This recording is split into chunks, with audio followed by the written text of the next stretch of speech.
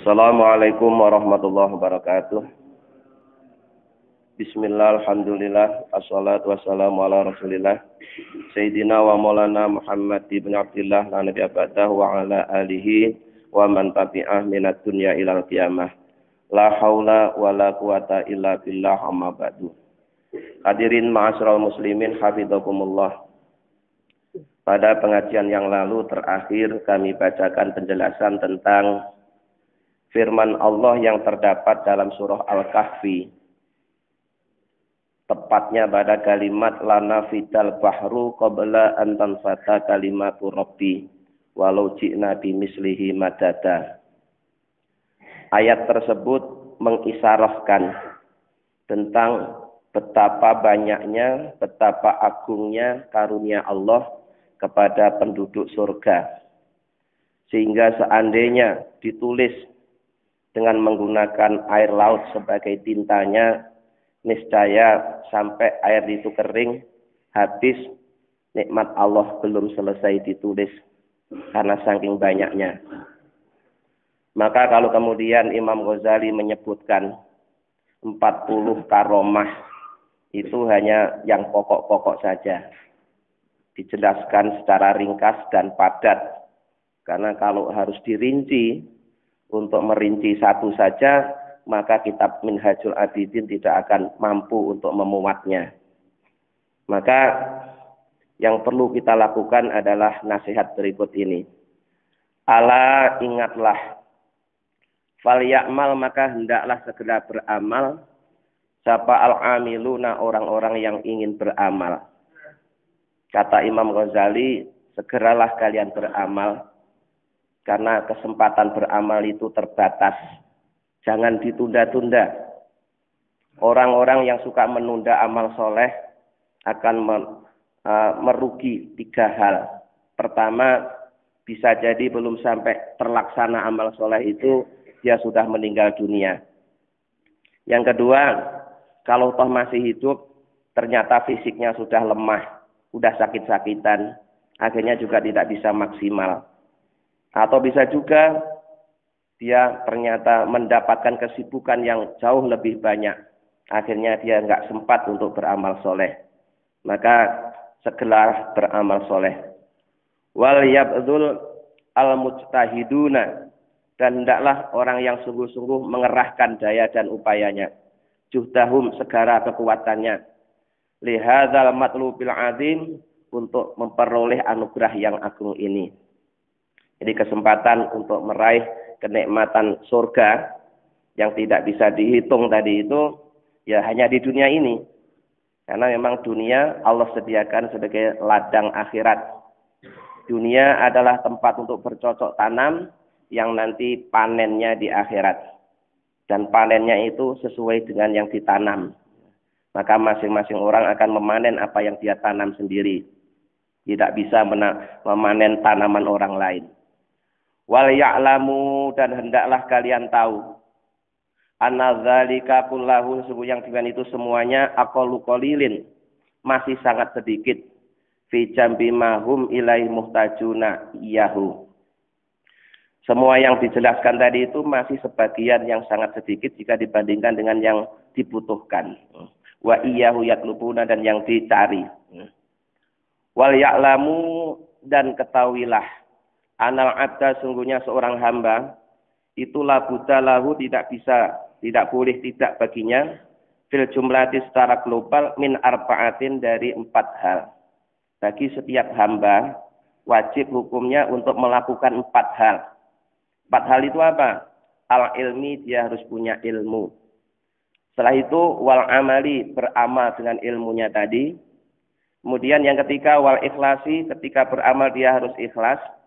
Baru yang keempat, wal khaufi, dia harus punya rasa khauf. Apakah amalnya itu diterima atau tidak. 4 hal ini wajib dimiliki bagi setiap hamba yang ingin memperoleh anugerah yang agung dari Allah berupa surga. Ya. Faya'lamu maka hendaknya seorang mengetahui awalan pada permulaannya at-thariqa jalan. Kita akan melakukan perjalanan rohani menuju Allah. Maka kita harus tahu jalannya. Kalau memang tidak tahu, harus cari pembimbing yang tahu. agar kita diarahkan berjalan di atas jalan yang benar. Wa illa kalau tidak fahuwa a'ma, maka orang tersebut bagaikan orang yang buta. Orang yang buta tidak tahu jalan. Kalau tahu berjalan dia akan meraba-raba, masih menduga-duga, tidak yakin dengan yang dia lewati. Setelah dia punya ilmu, summa ya'malu, kemudian hendaknya seorang beramal bil ilmi dengan ilmunya. Wa illa kalau dia tidak mengamalkan ilmunya, fahuwa mahjubun, maka orang tersebut terhalang. Jadi kewajiban orang setelah punya ilmu adalah mengamalkannya. Ilmu tidak boleh dijadikan kebanggaan. Apalagi kalau cuma membanggakan sederet gelar akademis. Karena semua itu tidak ada artinya di hadapan Allah. Yang dinilai oleh Allah itulah yang diamalkan dari ilmu yang dimiliki itu. Ya. Bukan hanya kebanggaan. Wa illa fahuwa mahjubun, kalau ilmu itu tidak diamalkan, itu pertanda ilmu itu tidak bermanfaat. Yang kemarin sudah kita bacakan bahwa salah satu ciri ilmu yang bermanfaat itu, pertama, menjadikan pemiliknya akidahnya semakin kuat, ibadahnya semakin istiqomah, dan akhlaknya semakin baik. Itu pertanda ilmunya manfaat. Setelah beramal, summa yukhlisu, kemudian hendaknya dia mengikhlaskan al-amala pada amalnya. Bahwa tujuannya dia beramal itu hanya satu, murni, hanya Allah Subhanahu wa Ta'ala. Dalam kajian kitab Al-Hikam sudah kita jelaskan tentang bagaimana caranya ikhlas. Salah satunya adalah ketika seseorang sedang beramal soleh, maka jangan melihat bahwa amal soleh itu muncul dari usahanya sendiri. Dia harus sadar bahwa amal soleh itu muncul karena pertolongan dari Allah. Itu baru namanya ikhlas. Di amal soleh yang dia lakukan itu tidak dilihat sebagai amal yang muncul dari dirinya. Tapi itu muncul atas pertolongan Allah. Di semuanya terjadi atas kemurahan Allah. Wa illa kalau tidak ikhlas, fahuwa maghbunun, maka orang tersebut menderita kerugian. Ya. Sudah capek-capek beramal, sudah banyak biaya yang dikeluarkan, kalau tidak ikhlas hangus, ya, maka dia akan menderita kerugian. Dia sudah mengharapkan amalnya banyak, ternyata di akhirat sudah terbakar semua, ya, sudah hangus semua, akibat dari amal yang tidak ikhlas. Summa la yazalu yakhafu wa yahzaru minal afati. Setelah dia berupaya untuk menjadi orang yang ikhlas, maka hendaknya dalam hatinya senantiasa ada rasa khauf. Karena ikhlas itu kan juga bertingkat-tingkat. Ya. Berulang-ulang kami sampaikan, ada ikhlas tingkatan orang awam, ikhlas tingkatan orang khos, dan ikhlas tingkatan orang yang khawasul khawas. Ikhlasnya orang awam adalah ketika dia beramal karena Allah, tapi masih melirik imbalan di dunia. Ikhlasnya orang khos, ketika dia beramal karena Allah, dia sudah enggak ngelirik imbalan di dunia, tapi masih ngelirik imbalan di akhirat. Sedangkan ikhlasnya yang khawasul khawas adalah ketika seorang beramal karena didorong oleh rasa cintanya kepada Allah, sehingga dia sudah tidak mengharapkan imbalan apa-apa, kecuali ridhonya Allah. Maka orang yang sudah berupaya untuk ikhlas, hendaknya senantiasa dalam dirinya ada rasa khauf, rasa takut, jangan-jangan, ya, apa yang dia lakukan itu tidak diterima oleh Allah. Atau ya, hancur, hangus gara-gara munculnya bahaya yang muncul setelah beramal. Jadi jangan dikira kalau sudah beramal soleh terus aman.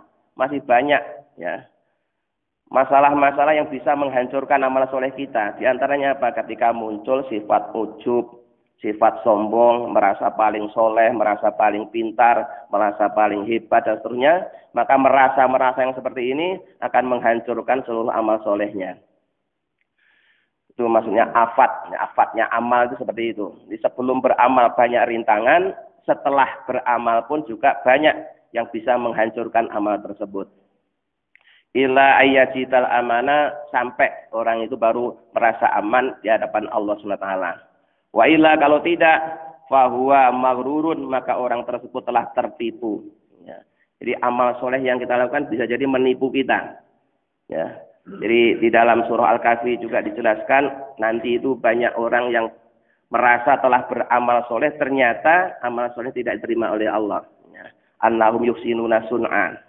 Ya, menganggap telah berbuat kebaikan, tapi ternyata kebaikan tidak diterima oleh Allah akibat tidak ikhlas. Walaqad shadaqa Dhunnuni, dan sungguh benar apa yang dikatakan oleh seorang ulama sufi namanya Dhunnun al-Misri. Haitsu qala, tatkala beliau berkata, al-khalqu kulluhum mauta. Makhluk itu semuanya mati. Ilal ulama, kecuali para ulama. Jadi orang hidup jika tidak berilmu, maka walaupun jasadnya masih jalan-jalan, dianggap orang yang mati.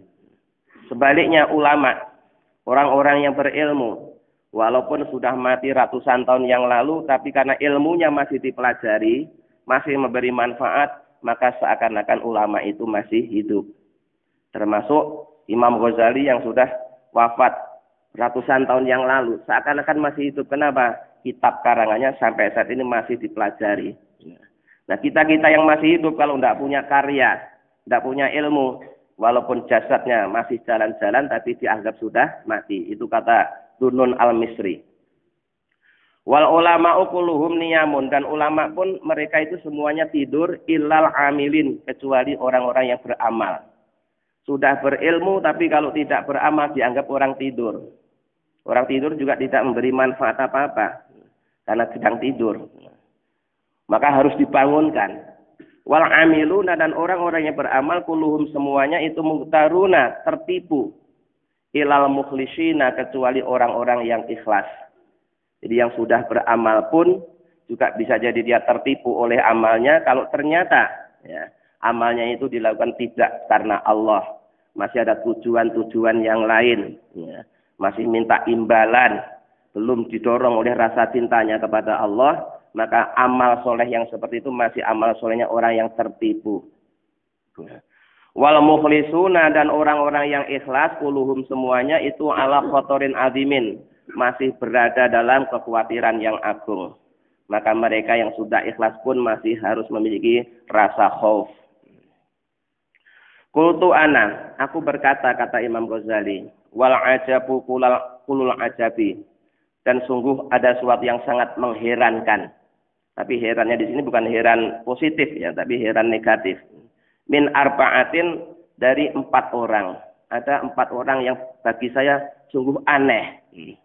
Apa itu? Ahaduha, yang pertama, min akilin ghairi alimin. Orang yang berakal tapi tidak berilmu. Jadi kalau Imam Ghazali melihat ada orang berakal tapi tidak berilmu, itu sungguh pemandangan yang sangat aneh. Padahal manusia, kelebihannya jika dibanding dengan makhluk yang lain, karena manusia dikaruniai akal. Nah, akal ini adalah alat untuk mencari ilmu. Maka satu-satunya yang diwajibkan nyari ilmu itu manusia. Makhluk yang lain nggak wajib nyari ilmu karena memang nggak punya akal. Nah, manusia dikaruniai akal itu supaya cari ilmu. Maka kalau kemudian ada orang berakal tapi tidak berilmu, itu sangat aneh. Nah, cuma ilmu apa yang harus dipelajari? Amma yahtamu bima'rifati ma baina yadayhi. Apakah dia tidak mau memperhatikan, mengetahui apa yang akan dia hadapi? Amma yata'arrafu ma huwa muttali'un ba'dal mauti alaihi. Apakah dia tidak merenungkan bagaimana nanti kejadiannya yang akan dia alami setelah dia mati. Bin nadhari, dengan memperhatikan fi hadhi dalaili, dengan beberapa dalil, wal ibari, dan ibarat-ibarat, wal istima'i, dan mendengarkan nasihat para ulama, ila hadhil ayati, pada beberapa ayat, wan nuduri, dan peringatan-peringatan, wal inzi aji, dan ya kaget bi hadhil khawatiri, dengan kekhawatiran-kekhawatiran ini, wal hawajisi, dan sesuatu yang bergerak-gerak fin nafsi, di dalam nafsunya. Jadi kalau ada orang yang dikaruniai akal, tapi akalnya tidak dipakai untuk memahami tentang perjalanan hidupnya, yang tidak hanya berhenti di dunia tapi sampai nanti ketemu dengan Allah, maka itu dianggap orang yang aneh. Harusnya setiap orang yang berakal itu dia merenungkan bahwa setelah saya hidup dunia ini masih akan menjalani kehidupan-kehidupan di alam yang berbeda. Dan itu semuanya perlu bekal. Kesempatan nyari bekal hanya saat ini. Tidak ada saat yang lain lagi. Kalau kita sudah terlanjur mati, sudah tidak bisa menambah amal soleh. Ya. Kalau kita di dunia, kemudian kita nggak punya duit, masih bisa ngutang. Ya, bisa minta dikirimi, pinjam teman. Tapi kalau kita sudah mati dan ternyata di sana kurang bekal, kurang amal soleh, kita sudah nggak bisa minta teman, sudah nggak bisa minta bantuan orang lain. Itu yang harus kita renungkan. Sehingga saat ini mumpung masih hidup, anggaplah umur yang ada ini tinggal sisanya. Harus dimanfaatkan sebaik-baiknya untuk mencari bekal kehidupan di alam akhirat nanti. Qala Allah Ta'ala telah berfirman, awalam yang duru fi malakutis samawati wal ardi. Apakah mereka tidak memperhatikan tentang kerajaan Allah yang ada di langit dan bumi? Wa ma khalaqallahu min syai'in, dan apa yang Allah ciptakan. Wa qala ta'ala, dan Allah Ta'ala juga telah berfirman, ala yadhunnu ulaika annahum mab'utsuna liyaumin 'adzim. Ingat, apakah mereka itu, ya, mereka yang berakal tapi tidak berilmu tadi itu, tidak memperhatikan bahwa mereka itu nanti akan dibangkitkan pada hari yang agung, ya, yaitu hari kebangkitan. Nah, ketika itu setelah dibangkitkan, mereka akan dimintai pertanggungjawaban oleh Allah.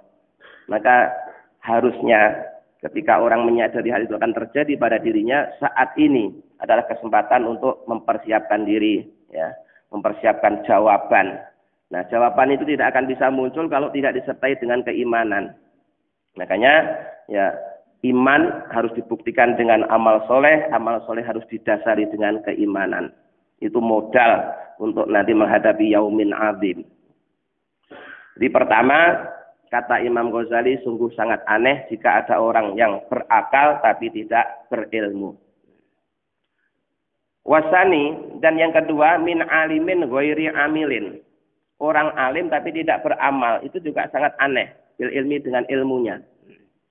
Amma yatafakaru, apakah mereka tidak berpikir? Ma ya'lamu yakinan.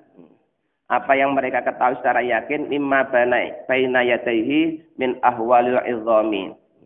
Bahwa kelak dia itu akan menghadapi hal-hal yang mencekam, yang sangat agung. Wal aqobati, dan beberapa tanjakan asyabi yang berat. Wa hadza huwan nafa'ul azim alladzi antum anhu mu'ridun. Dan ini semuanya adalah berita yang agung yang selama ini kalian sepelekan. Jadi nanti di akhirat itu ketika seseorang menghadapi peristiwa-peristiwa, tahapan-tahapan di hari akhir, semuanya pada terkejut, kaget, ketakutan. Maka baru diingatkan, inilah yang dulu kalian sepelekan. Inilah yang dulu kalian cuek kalau dikasih tahu.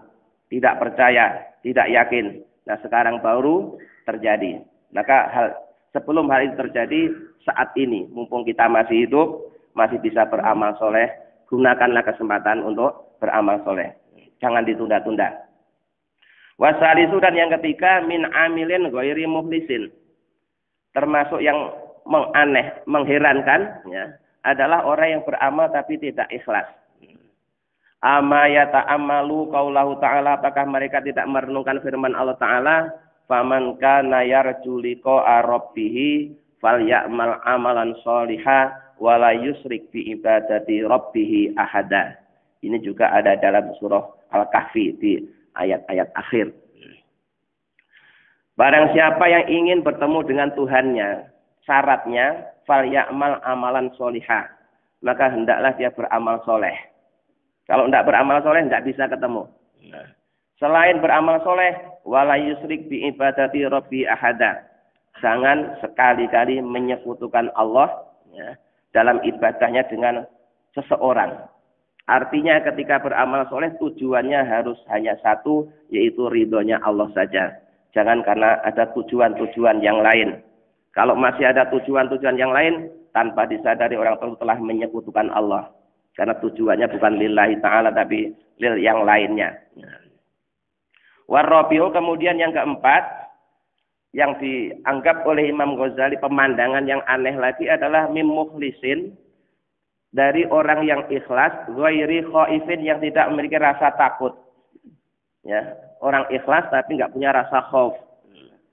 Ama yang zuru, apakah dia tidak memperhatikan ila muamalati jalla jalaluh pada perbuatan Allah yang maha agung, ma'asyai bersama orang-orang pilihannya, wa auliyaihi dan beberapa para walinya, wa khatamihi dan para pelayan-pelayannya. Nah, adalah yang menunjukkan bainahu antara Allah wa baina khalqihi antara makhluknya. Apakah dia tidak merenungkan apa yang dilakukan oleh Allah kepada makhluknya? Walaupun dia tadinya seorang waliullah, ilmunya sangat tinggi, telah dikaruniai karomah yang sangat banyak, mampu menyaksikan arsy-Nya Allah. Kalau ngaji muridnya tidak kurang dari 12.000, semuanya punya karomah bisa terbang. Tapi di akhir hidupnya dicabut imannya oleh Allah. Na'udzubillah min dzalik. Itu kisahnya Bal'am bin Ba'ura. Ya. Jadi banyak orang-orang yang dari awalnya sudah termasuk orang pilihan, namun ternyata di akhir kehidupannya mati dalam keadaan su'ul khotimah. Mati dalam keadaan tidak membawa iman. Itu banyak terjadi. Maka orang yang sudah beramal dan sudah ikhlas pun masih harus punya rasa khauf kalau dia ternyata tidak mendapatkan husnul khotimah. Ya. Karena mati itu ya paling menentukan untuk perjalanan berikutnya. Kalau mati dalam keadaan iman, mati dalam keadaan membawa iman, walaupun masih punya dosa, ya, itu barangkali masih bisa diharapkan untuk dosanya diampuni. Karena kalau orang itu beriman, mati didoakan masih bisa nyampe, asalkan yang mati beriman. Ya. Walaupun orang tua sendiri, keluarga sendiri, kalau matinya nggak bawa iman, didoain ya nggak nyampe. Nah, makanya jangan sampai mati kecuali dalam keadaan beriman. Wala tamutunna illa wa antum muslimun. Itu pesan yang selalu diulang-ulang. Ya. Setiap Jumat khotib selalu pesan kepada kita, jangan sekali-kali mati kecuali dalam keadaan Islam. Karena memang ada orang yang dalam perjalanan hidupnya pada mulanya Islam, tinggal mati dalam keadaan kafir. Na'udzubillah min dzalik. Ya. Maka mereka yang telah beramal dan telah ikhlas pun masih khawatir jangan-jangan ya, di akhir kehidupannya dia tidak bisa husnul khotimah. Walaupun memang ya bahwa dikatakan yamutul mar'u ala ma'asa alaihi, umumnya orang itu akan mati menurut apa yang paling banyak ia lakukan waktu masih hidup. Kalau waktu masih hidupnya rajin ibadah, rajin beramal soleh, biasanya matinya husnul khotimah, itu baru kebiasaan. Tapi Allah mampu melakukan untuk sesuatu yang luar biasa. Maka mereka yang sudah ikhlas pun tetap harus memiliki rasa khauf. Di Allah telah mengingatkan kepada li akramil khalqi, pada makhluk yang paling mulia, yaitu maksudnya Nabi Muhammad SAW. Allah berfirman, walaqad auha ilaika wa ilal ladzina min qablika al-ayah. Ya. Dan sungguh aku telah mewahyukan kepadamu dan kepada orang-orang sebelummu. Ini ayat ini disuruh melanjutkan sendiri. Wa nawaha dan sejenisnya ayat tadi.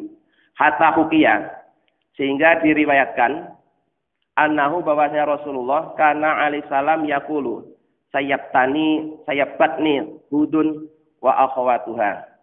Nabi Muhammad pernah berkata, pernah bersabda bahwa saya itu kalau membaca surat Hud dan surat-surat yang sejenisnya yang ada dalam Al-Quran, maka seketika itu rambutku yang hitam menjadi putih karena saking takutnya.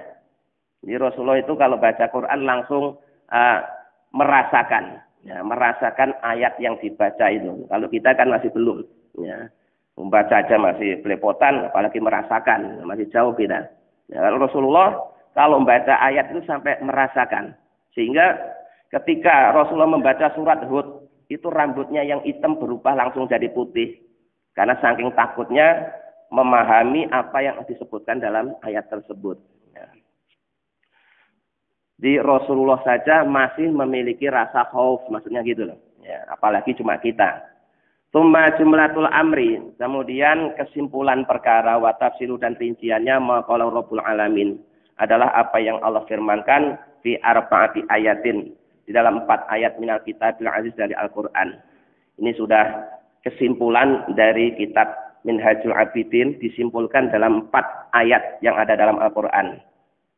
Yang pertama adalah firman Allah, afa hasibtum annama khalaqnakum abasa. Apakah kalian menyangka bahwa kalian itu diciptakan oleh Allah untuk hanya sekedar main-main? Tidak. Ya. Kalian itu nanti akan dimintai pertanggungjawaban. Nah, wa annakum ilaina la turja'un, dan apakah kalian menyangka bahwa kalian nanti itu setelah mati itu selesai? Tidak. Kalian akan dikembalikan kepada Allah untuk dimintai pertanggungjawaban. Ini yang harus kita renungkan pertama, bahwa kita diciptakan oleh Allah di dunia ini bukan untuk sekedar main-main. Ya. Jadi ada pertanggungjawaban yang akan kita hadapi nanti di hadapan Allah. Itu pertama. Summa qala, kemudian yang kedua, wal tangdur nafsum ma qaddamat liwat wattaqullah innal khabirum bima ta'malun. Wal tangdur, dan hendaklah memperhatikan nafsu seseorang ma qaddamat liwat, apa yang telah dilakukan untuk menghadapi masa yang akan datang. Apa yang telah dilakukan untuk menghadapi di hari akhirat nanti. Ya. Jadi kita hendaknya setiap saat merenung apa yang sudah saya siapkan untuk menghadapi di alam barzah. Apa yang saya sudah siapkan untuk menghadapi di hari akhirat nanti. Pada yang namanya mati bisa datang sewaktu-waktu. Ya. Mati itu sangat dekat sekali. Jangan mengira mati itu masih jauh. Tidak. Ya. Rasulullah kalau menggambarkan tentang dekatnya kematian, berulang-ulang kami sampaikan, setiap kali Rasulullah berjalan, setiap melangkahkan kaki itu Rasulullah nggak yakin apakah bisa mengangkat lagi atau tidak. Jangan-jangan ini merupakan langkah terakhir. Ya. Di melangkahkan kaki belum sampai diangkat sudah keburu mati, itu bisa terjadi. Bahkan kalau beliau makan, walaupun beliau sudah memasukkan makan ke dalam mulutnya, Rasulullah nggak yakin apakah bisa menelan atau tidak. Karena bisa jadi, ya, makanan yang sudah dimasukkan dalam mulut belum sampai ditelan sudah keburu mati. Itu untuk menggambarkan betapa dekatnya kematian. Maka apa yang sudah kalian lakukan untuk menghadapi kematian yang bisa terjadi mendadak itu? Ini yang harus kita renungkan. Wattaqullaha, bertakwalah kepada Allah. Innallaha khabirum bima ta'malun, sesungguhnya Allah Maha waspada terhadap apa yang kalian lakukan. Sekecil apapun yang kalian lakukan, Allah tahu, Allah catat, dan nanti akan Allah mintai pertanggungjawaban. Summa qala jalla min qailin. Kemudian Allah juga telah berfirman, walladzina jahadu fina lanahdiyannahum subulana. Dan orang-orang yang sungguh-sungguh menempuh perjalanan menuju kami Allah, maka pasti orang tersebut akan kami beri jalannya.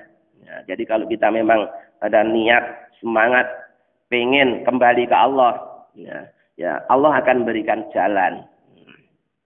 Tapi kalau kita memang nggak mau, ya tidak dikasih jalan. Kemudian summa ajalla likulin faqala wa wasaqul qailin. Dan Allah juga telah mengingatkan lagi, wa man jahada fa inna ma yujahidu li nafsihi. Barang siapa yang sungguh-sungguh, maka sungguhnya hasil dari kesungguhannya itu adalah untuk dirinya sendiri. Ya, kalau Allahnya sudah maha kaya, Allah sudah tidak butuh kepada makhluknya. Kalau kemudian makhluk disuruh beribadah, itu sesungguhnya hasil dari ibadah akan kembali kepada dirinya sendiri. Innallaha laghaniyun 'anil 'alamin. Sesungguhnya Allah benar-benar maha kaya, dan kayanya Allah itu maksudnya Allah tidak membutuhkan makhluknya. Sebenarnya Allah tidak butuh untuk disembah makhluknya, itu tidak. Makhluknya nggak nyembah pun Allah tetaplah Allah. Kalau kemudian makhluk disuruh menyembah, itu manfaat dari penyembahannya adalah untuk dirinya si makhluk itu sendiri, bukan untuk Allah. Inilah 4 kesimpulan yang ada dalam dalam Al-Quran yang dijadikan penutup dari kajian kitab Minhajul Abidin. Jadi hari ini kitab Minhajul Abidin telah usai. Nah, insya Allah nanti Sabtu depan kita lanjutkan kitab Kifayatul Atqiya. Masih kajian tasawuf, cuma pengarangnya beda. Jadi kalau kitab ini yang ngarang Imam Ghazali, nanti Kifayatul Atqiya itu penjelasannya yang menulis kitabnya adalah Syekh Nawawi Al-Bantani. Jadi asli ulama dari Indonesia. Mudah-mudahan semua ilmu yang telah kita pelajari, kitab Minhajul Abidin ini kita kaji sekitar 5 tahun lebih, Pak. Ini kita dulu eh, memulainya itu sekitar 5 tahun yang lalu. Ya, jadi baru katam sekarang. Saya ngaji kitab Minhajul Abidin ini dari Al-Maghfurlah Kiai Haji Sahal Mahfud 1 tahun sebelum beliau wafat. Baru selesai.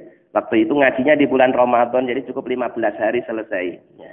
Jadi kalau di pesantren 15 hari selesai. Sekali pertemuan 2 jam. Nah, kalau disampaikan di umum bisa sampai 5 tahun baru khatam. Mudah-mudahan ilmu yang kita pelajari menjadi ilmu yang manfaat.